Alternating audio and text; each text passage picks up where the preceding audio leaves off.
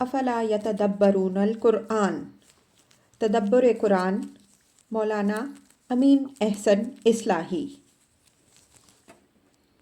سورۃ الممتحنہ، آگے آیات 8 تا 9 کا مضمون۔ آگے اس بات کی وضاحت فرما دی کہ ممانعت جس چیز کی جا رہی ہے وہ ان لوگوں سے موالات اور دوستی بڑھانے کی ہے جنہوں نے مسلمانوں کو ان کے گھروں سے نکالا ہے یا نکالنے والوں کی مدد کی ہے۔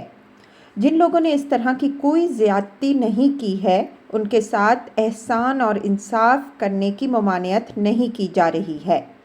بعض لوگوں کا خیال ہے کہ یہ آیتیں بعد میں اس وقت نازل ہوئی ہیں جب مذکورہ بالا حکم کی تعمیل میں کفار کے ساتھ مسلمانوں کا رویہ غیر معتدل ہو گیا ہے، حالانکہ اس طرح کی کوئی بات فرض کرنے کی ضرورت نہیں ہے۔ اوپر کی آیات میں خطاب، جیسا کہ واضح ہوا، ان لوگوں سے ہے جو اہل مکہ سے اپنے روابط قائم رکھنے کے خواہش مند تھے۔ ان کو ایک ہی ساتھ یہ دونوں باتیں بتائی جا سکتی تھیں کہ دین کے کٹر دشمنوں کے ساتھ دوستی بڑھانا تو اس ایمان کے منافی ہے جس کے تم مدعی ہو، البتہ جن لوگوں کا رویہ جارحانہ نہیں ہے ان کے ساتھ اگر احسان و عدل کرو تو یہی تمہارے شایان شان ہے۔ آیات کی تلاوت فرمائیے۔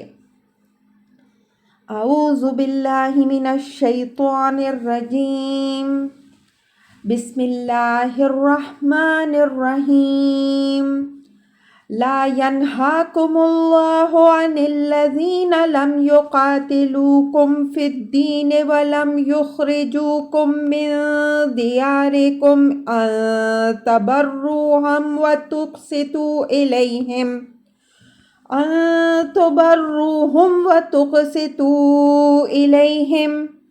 ان اللہ یحب المقسطین۔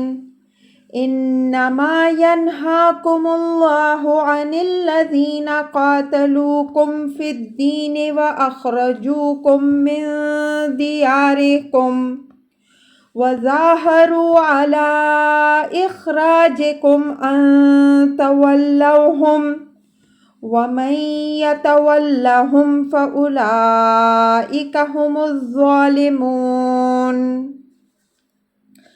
ترجمہ: اللہ تمہیں ان لوگوں کے ساتھ حسن سلوک اور انصاف کرنے سے نہیں روکتا جنہوں نے دین کے معاملے میں نہ تم سے جنگ کی ہے اور نہ تم کو تمہارے گھروں سے نکالا ہے۔ اللہ انصاف کرنے والوں کو محبوب رکھتا ہے۔ اللہ بس ان لوگوں سے تم کو موالات کرنے سے روکتا ہے جنہوں نے تمہارے ساتھ دین کے معاملے میں جنگ کی ہے اور تم کو تمہارے گھروں سے نکالا ہے اور تمہارے نکالنے میں مدد کی ہے، اور جو اس طرح کے لوگوں سے دوستی کریں گے تو وہ اپنے ہی اوپر ظلم ڈھانے والے بنیں گے۔ الفاظ کی تحقیق اور آیات کی وضاحت۔ لا ینہاکم اللہ عن الذین لم یقاتلوکم فی الدین ولم یخرجوکم من دیارکم ان تبروہم وتقسطوا الیہم ان اللہ یحب المقسطین۔ بر کی تحقیق سورہ بقرہ کی آیت 44 کی تفسیر کے تحت گزر چکی ہے۔ اس کے معنی صلہ رحم، احسان اور ادائے حقوق کے ہیں۔ اقساط کے معنی عدل و انصاف کرنے کے ہیں، یعنی جس کا جو حق واجب ہے وہ پورا ادا کیا جائے، اس میں کوئی کمی بیشی نہ کی جائے۔ فرمایا کہ تمہیں یہ حکم جو دیا گیا ہے کہ لا تتخذوا عدوی وعدوکم اولیاء، میرے اور اپنے دشمنوں کو دوست نہ بناؤ، تو اس سے مقصود یہ نہیں ہے کہ تم ان کفار کے ساتھ احسان اور عدل بھی نہ کرو جنہوں نے دین کے معاملے میں نہ تم سے جنگ کی اور نہ تم کو تمہارے گھروں سے نکالا۔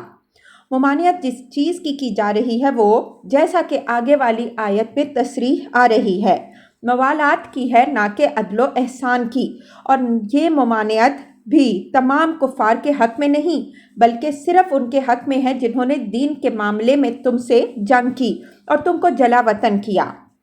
دین کی قید سے مقصود اس حقیقت کو ظاہر کرنا ہے کہ یہاں زیر بحث وہ نزاعات نہیں ہیں جو خاندانی اور قومی مفادات کے تصادم سے آپس میں پیدا ہو جایا کرتی ہیں، بلکہ صرف وہ جنگ مراد ہے جو محض دین کی مخالفت میں کفار نے برپا کی، اور جس سے مقصود ان کا لوگوں کو اللہ واحد کی بندگی سے روکنا تھا۔ دین تمام اہل ایمان کی مشترک متاع ہے اور اسی پر ان کی نجات و فلاح کا انحصار ہے۔ اس وجہ سے کوئی مسلمان دین کے دشمنوں کے ساتھ دوستی رکھتا ہے تو وہ اپنے دعوی ایمان میں جھوٹا ہے۔ ان اللہ یحب المقسطین، یہ انصاف کرنے والوں کی حوصلہ افزائی فرمائی کہ اللہ انصاف کرنے والوں کو محبوب رکھتا ہے۔ یہاں سوال پیدا ہوتا ہے کہ اوپر جب بر اور قسط دو چیزوں کا ذکر آیا ہے تو مناسب تھا کہ یہاں دونوں نیکیوں کے کرنے والوں کی حوصلہ افزائی کی جاتی، صرف عدل کرنے والوں ہی کی محبوبیت کا ذکر کیوں آیا؟ میرے نزدیک اس کا جواب یہ ہے کہ صلہ رحم وغیرہ کے قسم کی نیکیاں نفس پر اتنی بھاری نہیں جتنی عدل و انصاف کے قسم کی نیکیاں ہیں، بالخصوص جب کہ ان کا تعلق کفار سے ہو۔ کمزوروں کا سہارا دے دینا، محتاجوں کی مدد کر دینا اور اپنے کافر ماں باپ کے ساتھ صلہ رحم کر دینا زیادہ مشکل کام نہیں ہے۔ انسانی فطرت کے اندر ان کے لیے نہایت قوی محرکات موجود ہیں، لیکن عدل و انصاف کا حق ادا کرنا اور وہ بھی اپنے دشمنوں کے ساتھ معاملہ کرنے میں کوئی سہل بازی نہیں ہے۔ اس وجہ سے قرآن نے ان لوگوں کو اپنی محبوبیت کا خاص مقام بخشا جو یہ بازی کھیلیں گے۔ یہ امر یہاں واضح رہے کہ قیام عدل و قسط اس امت کی بعثت کے بنیادی مقاصد میں سے ہے۔ جو لوگ دوست اور دشمن دونوں کے ساتھ یکساں انصاف کریں گے وہی اس امت کے گلے سرسبد ہیں اور وہی اللہ کو محبوب ہیں۔ یہ حق ادا کیے بغیر دوسری نیکیاں بالکل بے اثر ہو کر رہ جاتی ہیں۔ انما ینہاکم اللہ عن الذین قاتلوکم فی الدین واخرجوکم من دیارکم وظاہروا علی اخراجہم ان تولوہم ومن یتولہم فاولئک ھم الظالمون۔ یہ صراحت کے ساتھ بتا دیا کہ اللہ تم کو کن لوگوں سے روکتا ہے اور خاص طور پر کس چیز سے روکا ہے۔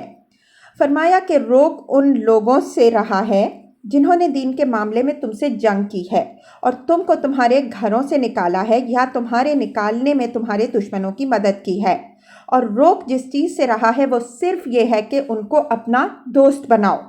دوست بنانے سے مقصود ظاہر ہے کہ یہی ہو سکتا ہے کہ تم ملت کے مفاد سے قطع نظر کر کے کسی معاملے میں اپنا دست تعاون اس غرض سے ان کو پیش کرو کہ وہ تمہاری کوئی ذاتی غرض پوری کرنے کا ذریعہ بنے۔ اس آیت پر غور کیجئے تو معلوم ہوگا کہ اس میں جو حذر ہے اس کا زور ان تولوہم پر ہے، یعنی ممنوع جو چیز ہے وہ تولا، یعنی ان کفار کو دوست اور کارساز بنانا ہے، نہ کہ ان کے ساتھ نیکی اور انصاف کرنا۔ نیکی ایک یک طرفہ عمل ہے، اس کا انحصار اس شخص کے رویے پر نہیں ہوتا جس کے ساتھ نیکی کی جاتی ہے۔ ایک شخص حاجت مند ہے تو ہمارا اخلاقی فرض ہے کہ ہم اس کی مدد کریں، خواہ وہ کافر ہو یا مسلمان، اور ہمارے لیے یہ بھی ضروری ہے کہ ہم اس سے نہ کسی شکریہ کے طالب ہوں اور نہ کسی صلہ کے۔ لا نرید منکم جزاء ولا شکورا، سورہ دہر 76۔ یہاں تک کہ اگر کسی سبب سے اس کے خلاف ہمارے دل میں عداوت بھی ہو، جب بھی ہمارے لیے صحیح رویہ یہی ہے کہ ہم اس کے ساتھ نیکی کریں۔ اس طرح کی نیکی کا ہم کو، جیسا کہ قرآن و حدیث میں تصریح ہے، زیادہ ثواب ملے گا۔ رہا عدل و قسط کا معاملہ تو اس کی بنیاد قانون، معاہدے اور معروف پر ہوتی ہے۔ اس میں کافر و مومن یا دشمن و دوست کے امتیاز کا کوئی سوال پیدا نہیں ہوتا۔ قانون اور معاہدے کا جو تقاضا ہوگا وہ بہرحال پورا کرنا ہوگا، اس سے بحث نہیں کہ معاملہ دوست کا ہے یا دشمن کا۔ آگے کفار قریش کے ساتھ چند تنازعات کا فیصلہ آ رہا ہے، اور اس میں آپ دیکھیں گے کہ کس طرح قرآن نے بے لاگ فیصلہ کیا ہے اور اسی بے لاگ فیصلہ پر عمل کرنے کی مسلمانوں کو تاکید فرمائی ہے۔ وَمَن يَتَوَلَّهُمْ فَأُولَئِكَ هُمُ الظَّالِمُونَ، یعنی اس تنبیہ کے بعد بھی جو مسلمان ان کافروں سے موالات کریں گے وہ یاد رکھیں کہ نہ وہ خدا کا کچھ بگاڑیں گے نہ اسلام کا، بلکہ وہ اپنی ہی جانوں پر ظلم ڈھانے والے بنیں گے۔